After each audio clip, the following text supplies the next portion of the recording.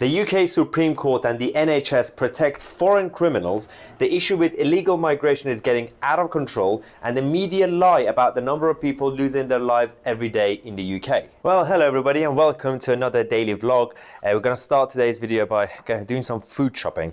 Well, although I've actually already done the shopping. I was in the mood for some steak, so I've got a massive ribeye from Tesco again, because all the other actual local butchers were closed today for some reason. So let's talk about what's happening with illegal migration and foreign criminals, because the Supreme Court and the National Health Service are now protecting them. So there's an article in the Daily Mail, and I'm gonna actually put the link in the description so you could read it yourself. That's talking about how they've exposed this thing with the Supreme Court and the NHS when it comes to criminal migrants in this country. So basically, if there's a situation where the migrants' country, if their healthcare system is not as good as the NHS, which is unlikely, the Supreme Court actually stops them from being deported. I mean, that's not even a joke.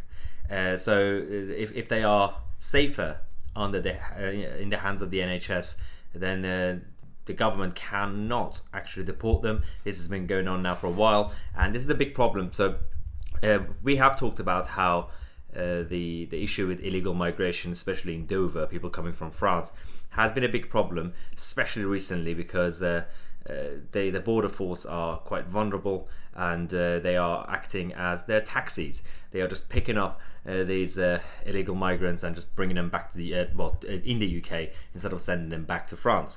And now at the same time we have this situation to deal with. This is the problem where people like Baroness Hill, then if you remember her, she and her gang of friends and the other elitist judges in the Supreme Court were the ones who were massive obstacles to Brexit. They are very biased, and they are now creating this problem for the Home Office and Priti Patel. Now I know that Priti Patel has said that she's working on this issue, and the Home Office need to answer some questions, but you know, this is just rhetoric. She has to actually do something first. I'm actually going to try and get Nigel Farage as a guest on this channel soon to interview him, to kind of see what he has to say about this, because he has been going to Dover to report on this whole issue. But the mainstream media, firstly, they don't care. Secondly, apart from the Mail, no one's really talking about this issue with the Supreme Court and the NHS actually protecting these criminals instead of deporting them.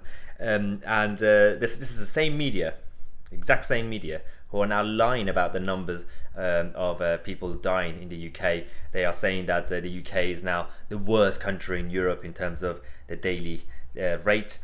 That's not really true when it comes to the population. Yeah, so there's an article written by Dan Hodges. I'm gonna put this link in the description as well so you could read it. It's talking about the number of people losing their lives in Europe, and how they say that the UK obviously has now gone past Italy. It's just over 29,000 or 30,000, but the media aren't really talking about the fact that Britain's population is 10% larger than Italy's and 40% larger than Spain's.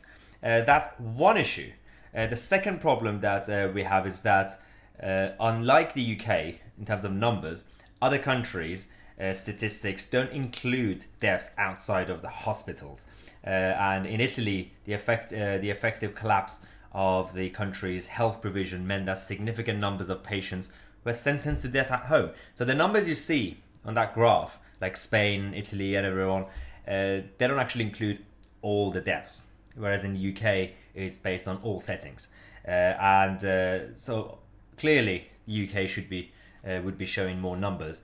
But again, in terms of the population, we have a bigger population, and so it's not as bad as it looks. The mainstream media, Piers Morgan and everyone, are just simply attacking, not necessarily the government or Boris, they're attacking the nation. They're attacking us as people, saying, you're so bad that, you know, you're basically just dying. Stop dying. It's not up to us, is it? Now, last night, Boris Johnson made his announcement to lift the lockdown slowly and talk about his exit strategy.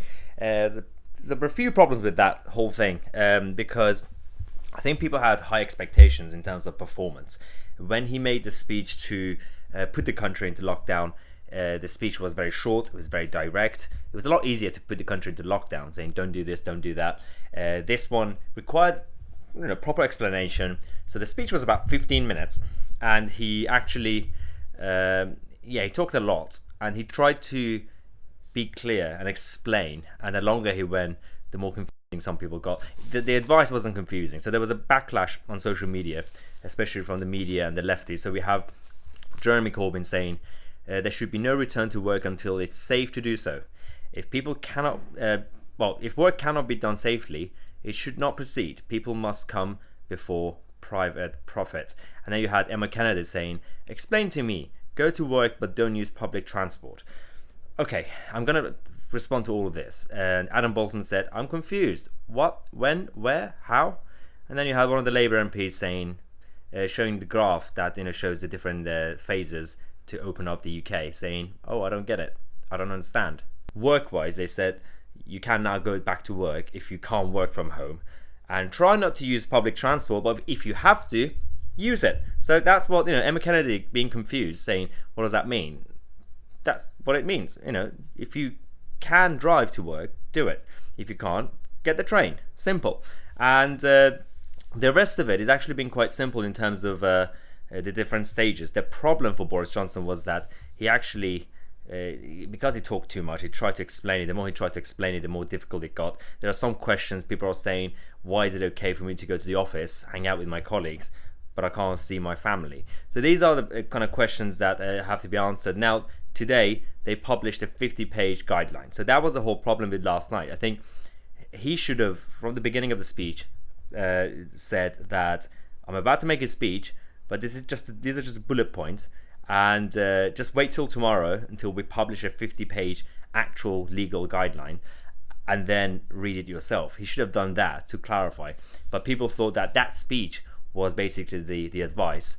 In reality, it wasn't. Those were just the bullet points. That was his biggest problem. So performance-wise, it wasn't great. But the advice is now out. It's 50 pages. You can actually read it yourself. They've tried to clarify a number of things, which is good. But my worry is that they said barbershops and hairdressers won't be open till the 1st of July. Now, we're still in May. Look what's going to happen to this in about 2 months' time. Good luck with that, Maya. Now, once a week on Mondays, I take questions from the members of the channel. So thanks again for submitting all your questions. There's so many of them, so I'm going to answer the rest next week. If you want to become a member, check out the link in the description or find the join button next to subscribe. You could actually support the channel and have more access to us. So let's start. We have Pauline and Kizzy asking a similar question about Priti Patel, saying, do you think Priti Patel will be able to get an agreement with France to return the illegal migrants? And Pauline said the same thing. Do you think Priti could sort out this whole illegal migration issue? Not fully. I don't think so. I think there will be some sort of short-term solution saying, oh, we've returned this many, but we need a proper restructure and a proper policy like Australia. Just turn around the boats. Simple. But I think Priti is under pressure, political pressure, to actually do something. Otherwise, there'll be a massive backlash for the government. Pino says that, Maya, I was under the impression that it was the government who made the decisions and were assisted in carrying out those decisions by the civil service. However, recent events seem to imply that some issues, it's the civil servants who say what happens. So, in reality, the politicians, the ministers give the direction, and the civil servants have to follow that order. But in practice, civil servants have these tactics and strategies to block certain things or delay certain policies if they don't like it. So that's the problem we have with the civil service, and they try to plot their way through. And by civil servants, we're not talking about ordinary regular civil servants who work in departments. We're talking about the top civil servants, the permanent secretaries, the cabinet secretary, these sort of people, not your normal staff member. So they're just obviously the members of staff who follow the orders. Matt says, considering our import and export will be significantly reduced over the coming months, do you think that this strengthens our position and that it's actually good timing to go out on WTO terms?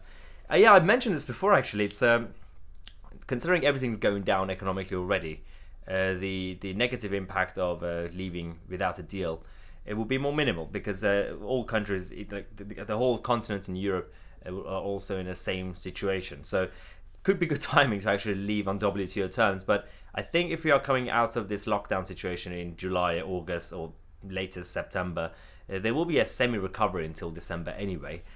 So as long as we have put everything in place and be ready for WTO, should be fine. Trevor says, hi Maya, I love these videos. Why does it seem that we vote for a political party, but the BBC and the media think that they can dictate what they want? Well, the media run the agenda, whether we like it or not. The media manipulate. This is a whole psychological thing, whether we like it or not. And I know a lot of people don't really watch the BBC or Sky, but we still read newspapers. The media across the world, and things like the media, they are the ones that truly shift and create the agenda and arguments, because that's just how the psychology of this game works. This is a big problem because politicians make promises, but then if there's a pressure from the media side, they just give in. And it's happened recently with the government. Norma says, why are the governments only now considering kind of doing a self-isolation for new arrivals in the UK? Yeah, this should have happened back in February. And they said they're going to start doing it now. So anyone new coming into the country, they'll be sent to self-isolation from June. Like, why? Why can't we do it now? So yeah, it's a stupid idea. It should have been done way before. Bev says, do you think that the NHS logo has now become impossible to allow the restructuring to happen? Or are the nation now obsessed with the poor definition of a health service? All right, let's do this. Yes, the sacred cow, the untouchable religion that is the NHS. The reason that it's going still very strong is because the public are behind the NHS. And the reason the public are behind the NHS is because we have created a North Korea in this country. People in North Korea, they live in a bubble. The government's told them that the outside world is bad. This is a good lifestyle in North Korea. And they don't really know the difference, most of them. They don't know what is on the outside. There's an alternative, better option. We have the same problem with the manipulation of the NHS branding. A lot of people are supporting the NHS because they think that's the best option. They haven't seen the rest of the world. They haven't seen Europe, Western Europe, Scandinavia, Singapore, all these places where they have a healthcare system that's more efficient, cheaper at times, and with better quality of healthcare, which is the most important thing. It's supposed to be curing and treating people, and everyone has access to it. And if they can't afford it, the government is there to support these people. Simple. As long as people have access to healthcare and it's efficient and the quality of care is perfect, the outcome good. And the NHS doesn't have any of that. It's not efficient. It's expensive. It's because it's not free, obviously, and people are dying under it. The only thing that's saving it is obviously the government keeps throwing money at it, and also the doctors and the nurses who are trying to keep it together. If it weren't for the doctors and nurses in the NHS, it's just absolutely nothing. So, yeah, it's untouchable. And finally, we have Jack, who's talking about how he's struggling in this lockdown and he doesn't know if he can survive this period. I've seen a lot of comments from some of you who are struggling in this lockdown, whether it's economically with life or mental health.